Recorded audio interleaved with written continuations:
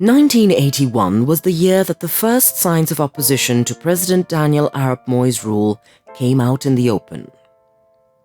From the beginning, it looked like the opposition was directed at former Attorney General Charles Njonjo, who now occupied the powerful cabinet post of Home and Constitutional Affairs. In March, former opposition leader Oginga Odinga was barred by the ruling party KANU from vying in a by-election for the Bondo parliamentary seat after Hezekiah Ougo had vacated it in his favour. That was after Njonjo had hit out at Odinga for claiming he found Moi an easier person to work for than former President Jomo Kenyatta because Kenyatta was, according to Odinga, a land grabber.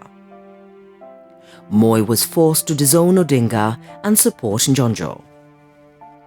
But relations between Moi and Njonjo would begin to get strained when in May, one of Njonjo's cousins, Andrew Muthemba, was arraigned in court in Nairobi on treason charges.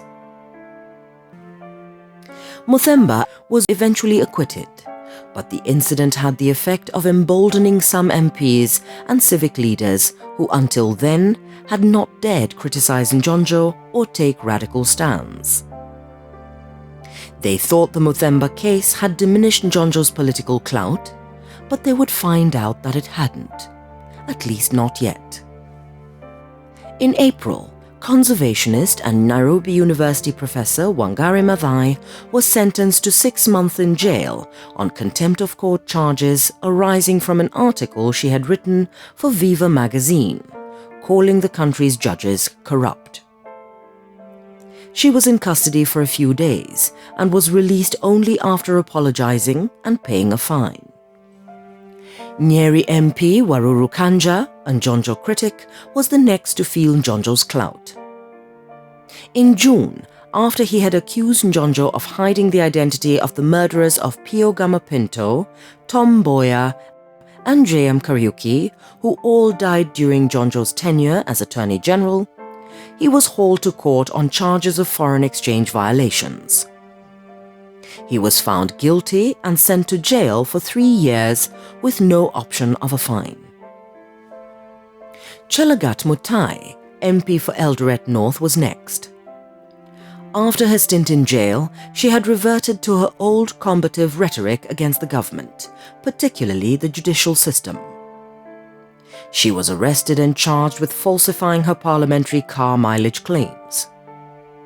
While waiting for trial, she skipped bail and fled to Tanzania, where she was given asylum. But the point had been made. Njonjo was still very much a power to reckon with.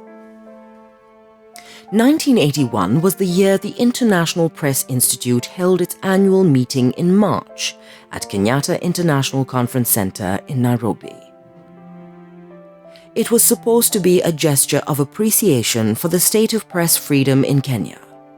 However, a month later, Moi had Nation editor-in-chief, Joe Rodriguez, and 2 of his reporters locked up for several days for criticizing KANU for barring Odinga from running for parliament in the Bondo by-election that followed Ougo's resignation.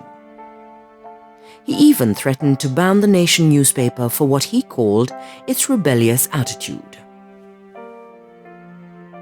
The International Press Institute conference would be followed in June by a summit meeting of the Organization of African Unity at the same venue, the first such summit to be held in Kenya.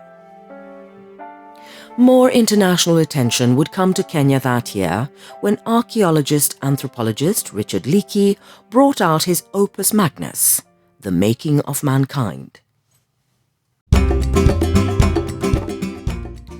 In sports, 1981 saw Kenya's Harambee Stars win the East and Central Africa Senior Challenge Cup in Dar es Salaam, the team's first victory in the competition in 6 years.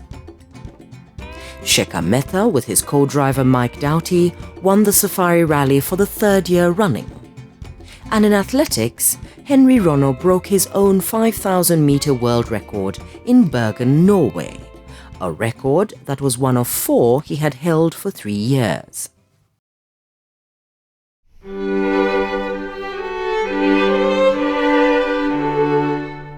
In 1981, Kenyan said farewell to Kenyatta's brother-in-law and former right-hand man, Peter Mbiu Koinange, and former Provincial Commissioner John Buru.